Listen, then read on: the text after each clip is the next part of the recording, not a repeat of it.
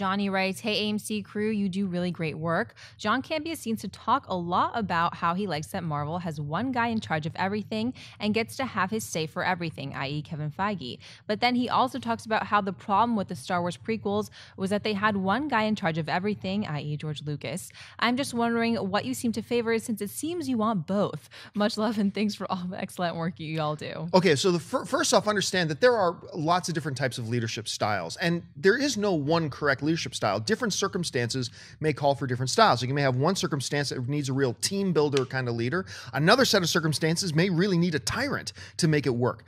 But the Kevin Feige and George Lucas scenarios these are two very, very, very different situations. In the case of a George Lucas, you had a guy who was the emperor, man. There was nobody for him to answer to. He was accountable to no one. He didn't listen to anybody. It was his word and his word alone. That's it, period. As a result, nobody could make contrary recommendations to him. Now, listen, if it wasn't for him being that way, and if you read how Star Wars conquered the universe, you'll know the original Star Wars never would have got made if it wasn't for George Lucas having that mentality. So it worked there. However, now we fast forward to the prequel era, and you had a guy who nobody could say no to him. He was just doing whatever he wants, really no input from anybody else. And we see what happens. Now, Kevin Feige is a totally different situation. Feige is in charge of Marvel, yes, but he has a lot of people he answers to. He has to get on the phone almost daily with Bob Iger. And Bob Iger, at any time you say, no, Kevin, don't do that. But they're smart and they listen to Feige most of the time. He has the board of directors at Disney. He has a lot of people he has to answer to and who can tell him no. At the same time, Kevin Feige surrounds himself and takes the input of a lot of people. Now, he's not the best collaborator in the world, but he certainly does. The filmmakers I've talked to that work with Kevin Feige say that he likes to sit down with them and get their input and figure out where to go. So there's two very different styles of leadership there. And I'm not going to say which one's right and which one's wrong because it all depends on the situation you're in. I don't know. Like, what do you think, Christian? I think you nailed it. I think that the main thing, like you said, is that Feige was hired and put into this position and crushed it and has to, regardless of what people may or may not say, he has to collaborate. He's got to collaborate with filmmakers, with actors, with all this stuff to make this universe work. Is where George Lucas didn't. Regardless of whether you like what he did or not, it was his. He built it. He was in charge. If someone said something, yeah, that's fine, and then they don't do it, and he doesn't do it. That's what George would do, and that it was his obligation to do that. Regardless of, we can complain about the prequels all day long. He was the guy in charge and can say, I don't want to do that. I can't. Kevin Feige cannot do that.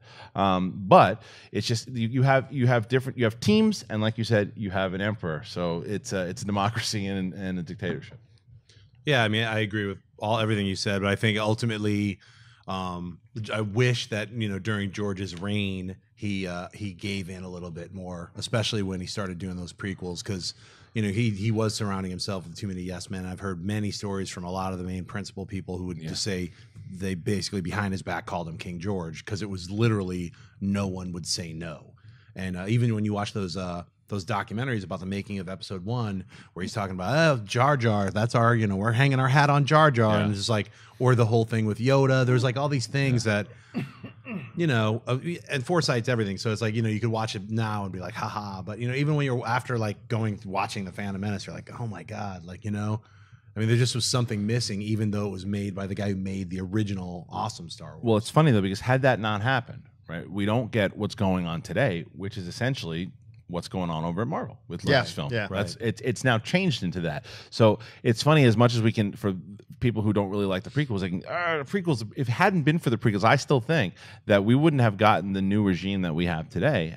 So I'm okay with them now. I've come to peace with them. Well, and also, I mean, the prequels helped boost ILM's entire CG world, which then absolutely, a lot of positive stuff. Yeah, competitiveness helped boost ILM versus Weta versus all these other giant houses that came up during that time. So it's a preview to AMC Jedi Council this Thursday with the three of us. Nice plug. That's right.